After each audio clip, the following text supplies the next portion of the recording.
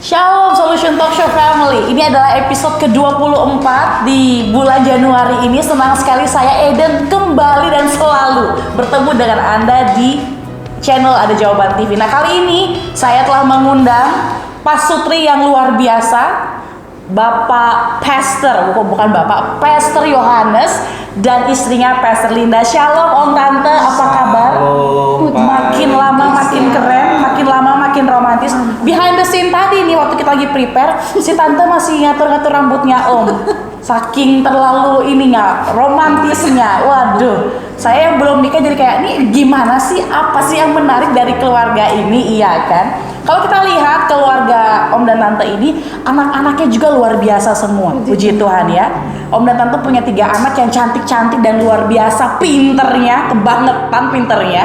Nah, kali ini kita bakal mengulik tentang kehidupan Om dan Tante, bagaimana mereka membesarkan anak-anak, mendidik anak-anak dengan kebenaran Tuhan yang akhirnya membuat anak-anak tough, kuat menghadapi segala situasi gitu ya. Kita bakal ngulik dulu nih. Gimana Tante dan Om, kabar adik-adik semua sehat? Sehat begitu. Sofi, siapa lagi namanya si Sofi? Sophia Velosa Netania. Ya itu, adik-adik itu gimana? Sehat-sehat semua ya? Sehat. Sibuk-sibuk apa mereka di pandemi sekarang ini? Kalau yang pertama tetap ya 1 minggu sampai hari Minggu dia ngeles. Oh, tetap ngajar-ngajar ya? Ngajar. Kemudian yang kedua sibuk teater ya. Teater. Ya, Oh. Kemudian yang ketiga ngelesin anak kecil ya. Waduh, karena keluarga pendidik semua, bapak ibu dosen ya anaknya ngikut kan begitu. Iya. Nah, hari ini bisa nggak Om Tante membagikan tips kepada para pasutri di rumah, bagaimana sih dalam masa pandemi gini kan nggak gampang nih, Iya. apalagi punya 3 anak, masa-masa yang semua orang global ini lagi susah. Nah, gimana Om dan Tante menyemangati diri dan pasangan dan anak-anak juga? Anak-anak komplain apa-apa gitu mungkin. Saya bersyukur sekali kami memiliki, Tuhan menganugerahkan kekayaan yang sangat besar bagi kami, yaitu ketiga anak kami. Wah, Ya, saya pernah mengalami suatu masa kesulitan, bukan masuk masa-masa sulit, kami keluarga pernah mengalami masa sulit kira-kira sekitar 3-4 tahun yang lalu. Dimana pada masa itu kami difitnah, terus kami harus kehilangan sesuatu yang sudah kami Kehilangan rintis dari pekerjaan, awal. Kami kehilangan pekerjaan, kami posisi, kehilangan tempat, pelayanan kami, nama baik, reputasi, semua hilang dalam sekejap. langsung kayak seperti ayo bilang Iya. semua. Dalam Wah. hitungan minggu. Dalam hitungan minggu. Iya. Pada saat itu saya sebagai seorang ibu, saya sangat khawatir. Ya, itu wajar saya pikir. Karena Tuhan, saya melayani Tuhan. Kenapa saya harus mengalami masa-masa seperti ini? Dan orang yang mengkhianati kami adalah orang yang di sekitar kami. Orang yang ada bersama-sama dengan kami, orang-orang yang kami didik Dalam lingkungan dalam terdekat. lingkungan terdekat kami. Si Om gimana tuh? Waktu dalam posisi gitu tuh. Kalau Bapak ini selalu bilang sabar, Hilang posisi loh Om. Berdoa. Lihat kerjaan ya, loh. berdoa. Hmm. Tuhan pasti kasih yang lebih baik. Si Om santai ya, Om bilang sabar. Tantenya yang Saya dari bangun pagi sampai akan tidur 3 bulan dia. tidak pernah saya menangis. 3 bulan Tidak pernah selalu saya dia tidak menangis. menangis. nangis terus tuh. Menangis Adik-adik terus. gimana waktu lihat Om dan Tante dalam hitungan minggu pekerjaan hilang, posisi hilang, difitnah orang, bermasalah dengan orang-orang terdekat. Itu adik-adik gimana di rumah? Yang anak kami yang pertama pada saat itu dia masih SMA, baru masuk SMA ya, masuk SMA. Dia bilang begini sama saya, "Mah, saat ini Mama ndak usah sedih. Dulu Mama sudah pernah mengalami seperti ini, Tuhan kasih yang lebih besar. Sekarang lagi Mama mengalami yang seperti ini. Saya yakin Mama akan ada yang lebih besar yang Tuhan kasih." Itu kekuatan dari anak saya yang nomor 1. Sofi. Yang nomor 2 bilang begini sama saya, "Mah, kita berdoa aja Mah, tidak usah dibalas, nanti biar Tuhan yang balas." Ikut Om berarti ya, sabar, Ya, doakan. Yang nomor 2. Yang nomor 3 karena dia masih terlalu kecil, dia belum tahu apa-apa pada saat itu karena dia masih SD. Tapi satu hal ketika masa sulit-sulit seperti itu, Tuhan juga memberikan satu penghiburan bagi saya, terutama untuk anak-anak, dari anak-anak. Pada saat itu anak saya Sofia, Tuhan izinkan dia dapat juara nasional penulisan karya ilmiah. Dapat juara medali emas seluruh Indonesia. Wah. Kemudian 1 tahun berikutnya kehidupan kami tambah sulit karena kami sudah meninggalkan semua. Kami sudah tidak punya apa-apa. Pemasukan apapun nggak ada itu, Om? Sepeser pun kami tidak mempunyai pemasukan. Tahun pertama tidak ada. Tidak ada sama Itu sekali. Om sempat drop nggak sih? Maksud saya sebagai kepala rumah tangga ya, yang mengatur jalannya kelancaran rumah tangga, apalagi yang bertanggung jawab penuh untuk anak istri. Waktu seperti itu Om mempertanyakan nggak nih, Tuhan gimana nih? Saya bisa saja mau ngelawan orang. Om gimana waktu itu? Iya, saya waktu itu kejadian kurang lebih tahun 2016 itu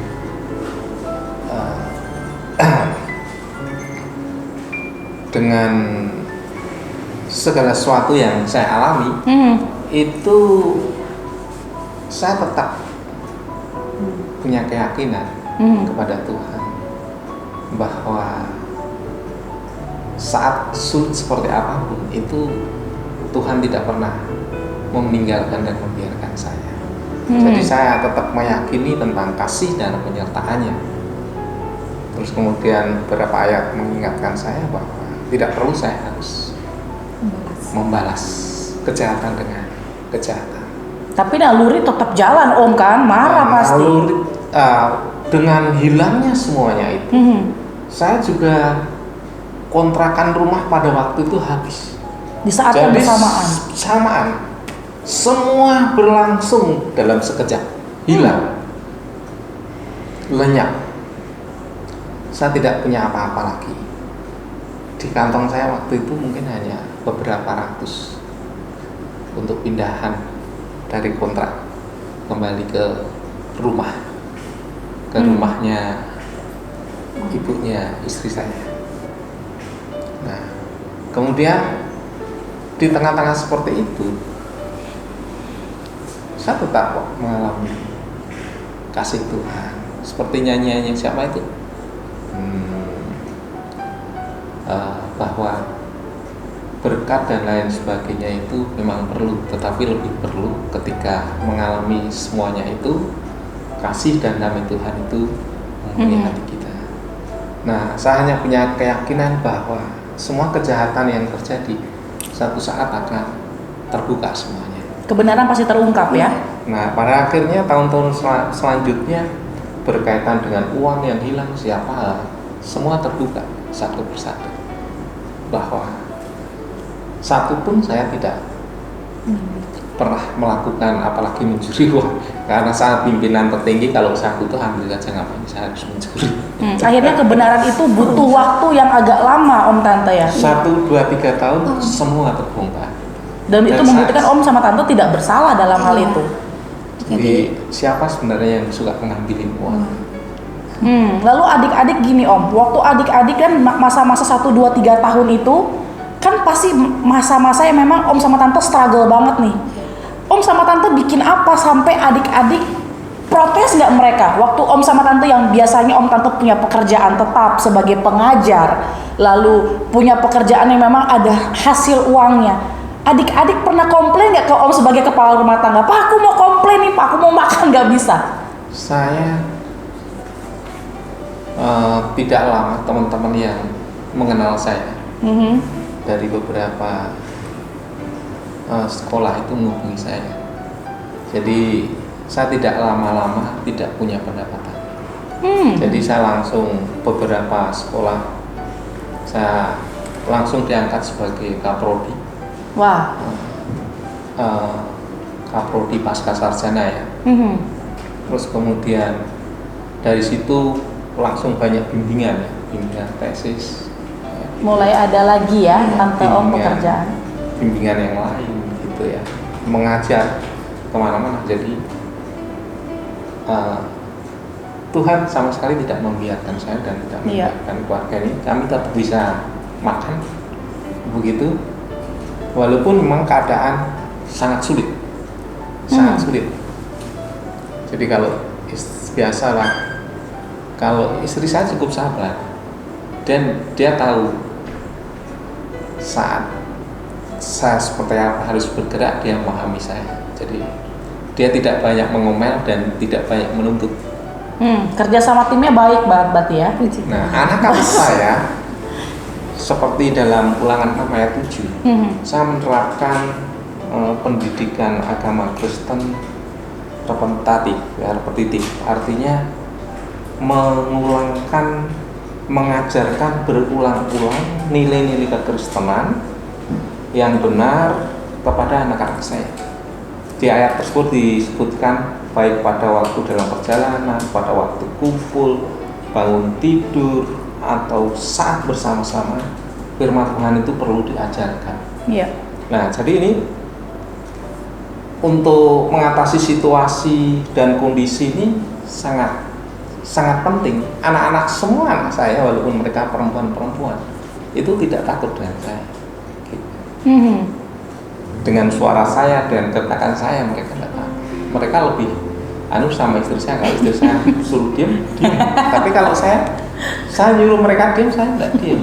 Jadi saya menerapkan sebuah pendidikan agama Kristen yang kasihnya besar, tetapi disiplinnya juga besar. Kasih dan disiplinnya seimbang ya. Jadi seimbang. Jadi kasih tinggi, disiplin tinggi, gitu. Om dan Tante, saya mau tanya nih, Sofi sama adik-adik usia berapa sekarang pas mereka? Kalau saat ini Sofia itu 21. 21, adik-adik? Kalau yang nomor 2 Veliosa itu 16 tahun nanti Februari. Kemudian Tania 13 tahun. Nah, Om Tante, dalam usia-usia begitu kan udah bukan rahasia umum nih. Iya. Kalau anak-anak seringkali bikin keputusan yang salah justru di fase-fase itu kan. Iya. Nah, bagaimana Om dan Tante mempertahankan nilai-nilai itu ke anak-anak? Pasti kan ada prosesnya nih. Iya. Adik-adik, apakah dalam proses Om dan Tante memberikan nilai-nilai kekristenan, nilai-nilainya firman Tuhan, apalagi Om dan Tante yang kata saya bilang ada fitnahan, hilang pekerjaan, struggle, terlepas dari mereka punya talenta yang sekarang Tuhan kasih dengan secara luar biasa. Kita mundur lagi tuh, waktu proses itu adik-adik berontak tidak? Marah atau mempertanyakan, kok papa mamaku diginiin sih?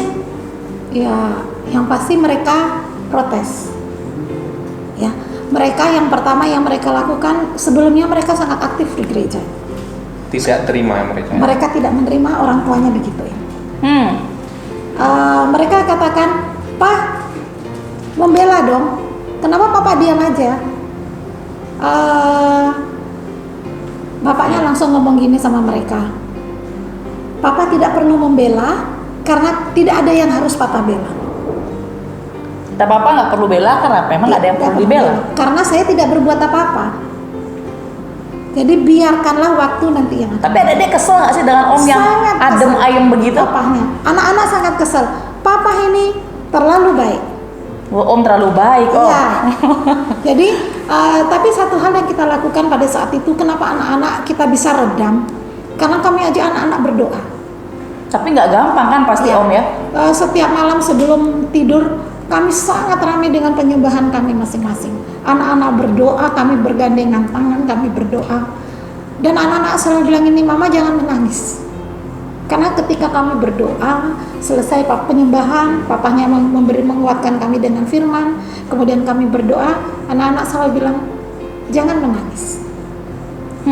Marah, tapi lihat mamanya nangis, Tetap dia bilang jangan nangis. Jangan menangis, mama harus kuat.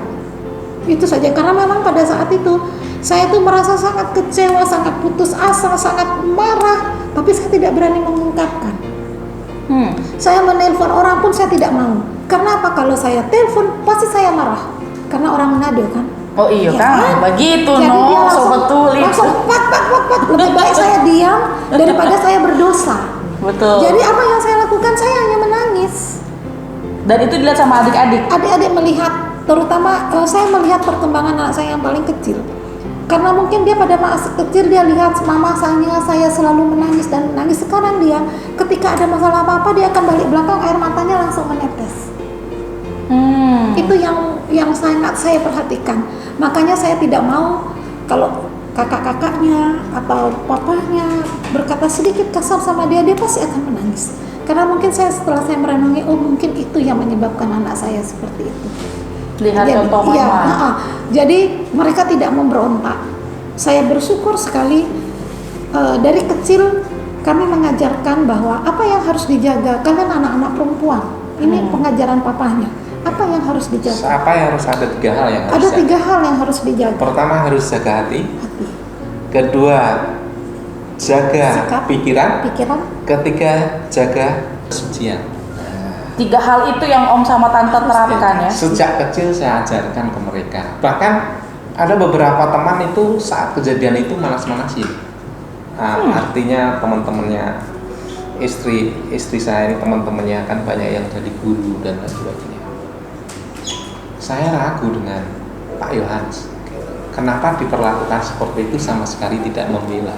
tidak membela Apakah diri. dia benar-benar dia melakukan? Malah begitu, teman-teman. Tapi yang saya menarik itu dari 3 hal tadi itu loh ya.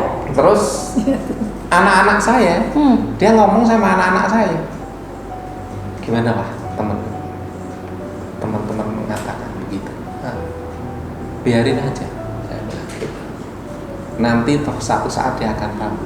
Nah, setelah semuanya berjalan, semuanya tahu tentang peristiwa semua yang sesungguhnya, mereka sangat segan dengan saya. Setelah itu. Tapi saya coba mau mundur sedikit lagi Om. 3 hal yang tadi Om bahas itu tuh. Tentang jaga apa tadi yang pertama tuh? Jaga hati, Jaga hati, jaga pikiran, dan dan jaga kesucian. jaga kesucian. Oke.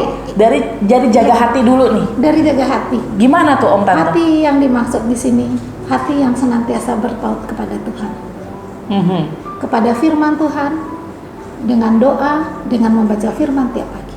Om Tante dorong adik-adik begitu terus tiap hari ya? Kemudian hal yang kedua itu sikap. Kami menekankan bahwa kalau hati kalian sudah berpaut kepada Tuhan, kalian pasti akan memancarkan sikap yang bagus. Yang ketiga, kesucian sebagai seorang wanita.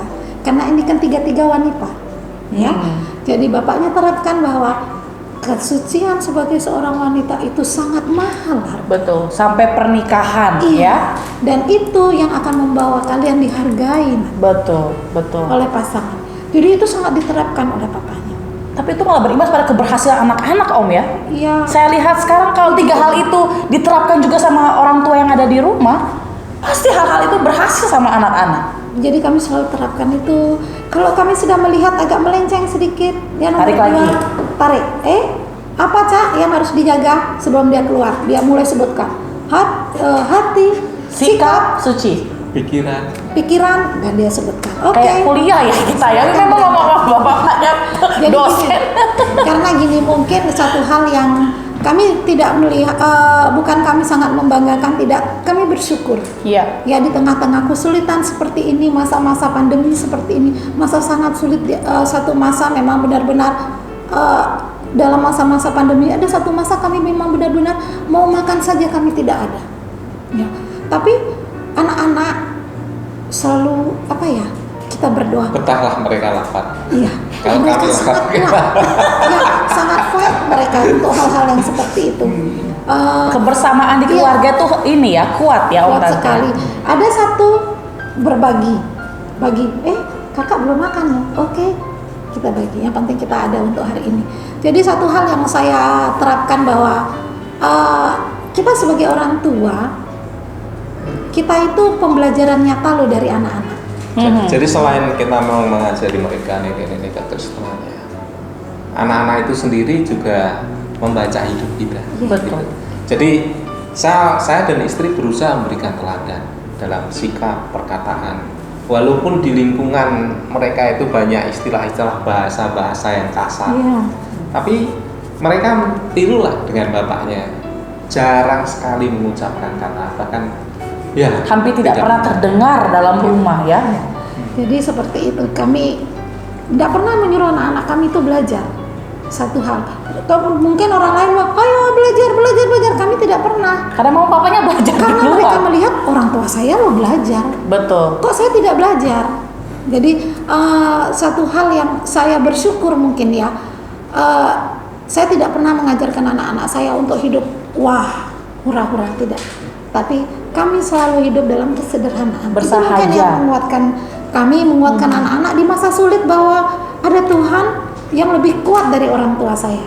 Betul. Sehingga 3 hal, apapun yang kami kerjakan, apapun yang kami lakukan, anak-anak dapat memahami bahwa orang tua saya itu sangat fight. Jadi saya juga harus fight dalam menghadapi masa-masa seperti ini. Sampai ketika Sophie mencapai prestasi internasional, pernah penelitian remajanya itu Di Thailand. Justru ke Thailand itu kita justru situasinya masa krisis. Iya, baru keluar dari Masa krisis malah diangkat betul-betul. Jadi Sophia sama istri saya sampai ke Thailand, justru saya masa krisis, sangat krisis itu. Jadi teman-teman tidak secara kebetulan ketemu saya, gimana? Gitu. Mereka bisa bantu untuk beli tiket pesawatnya dan lain sebagainya. Gitu. Jadi Tuhan tidak pernah tidur lah. Gitu. Jadi kepedulian hati adik-adik itu yang memang akhirnya, karena gini, saya perhatikan tadi Om dan Tante cerita, karena nilai-nilai firman Tuhan yang dibangun, orang tua juga memberi contoh ke anak-anak, nggak hanya sekedar ngomong, tapi ada tindakan. Kepedulian adik-adik sekarang sama Om dan Tante akhirnya membuahkan hasil nih. Ya, luar biasa. Luar biasa. Mereka sudah punya visi ke depan, mau seperti apa. Gitu. Sudah tahu ya, mau bersikap seperti apa buat orang. Bersikap seperti apa, terus masa depannya apa yang akan dilakukan. Sudah punya goal berarti ya? Sudah ada cita-cita yang mengarah ke sana. Jadi semua dah ya. Jadi itu hak mereka. Itu saya nggak sampaikan di sini. Karena kan jalan itu masih panjang. Jalan masih panjang. Dan ketika sampai Sophia dapat 2 medali emas itu, kami justru dalam keadaan jatuh, keadaan terbuang gitu ya. Tapi tetap Tuhan angkat ya, karena 0. tidak membela diri. Tidak hanya 0, Tuhan min gitu ya. Min sekali itu. Wah. Angkat itu. Tapi Ya, memang dia masuk di koran, berita, diwawancarai beberapa televisi. Nah itu ya, saya pikir itu satu penghiburan dari Tuhan.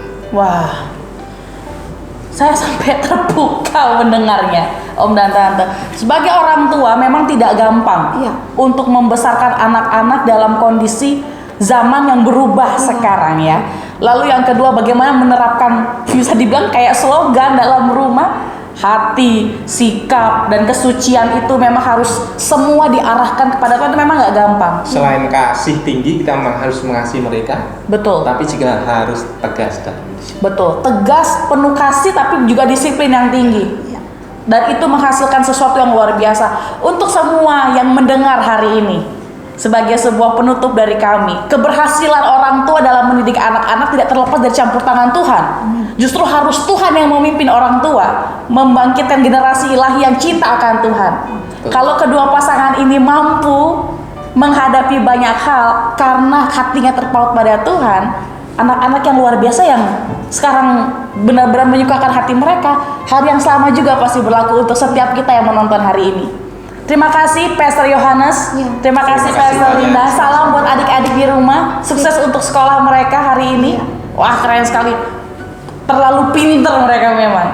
Semua yang Tante dan Om lakukan, Tuhan berkati. Amin. Semua pelayanannya juga untuk kemuliaan Tuhan. Terima kasih sudah ada di meja Solution Talk Show hari ini. Wah, senang sekali. Sampai jumpa. terima kasih. Tuhan Yesus memberkati. Tuhan Yesus Shalom. memberkati. Shalom.